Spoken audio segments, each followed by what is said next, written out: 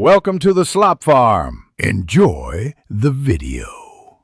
You begin by cutting power at the breaker and confirming 0 voltage with a tester. Safety first. Once done, gather a screwdriver, wire stripper, wire nuts, electrical tape, and a ladder so you won't interrupt the flow.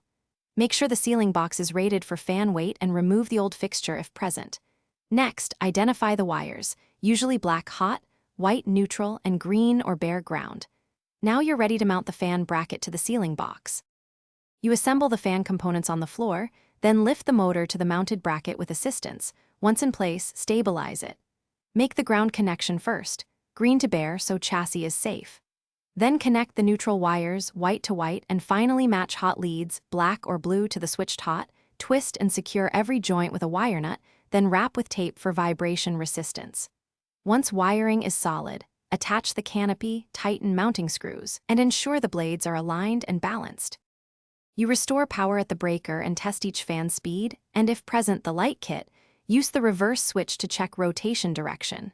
If the fan wobbles, cut power again and inspect blade screws and the balance kit. Small weight adjustments often solve it.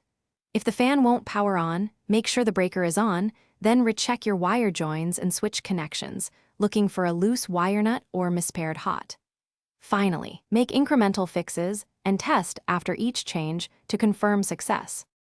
Thanks for watching. Consider subscribing if we helped you today.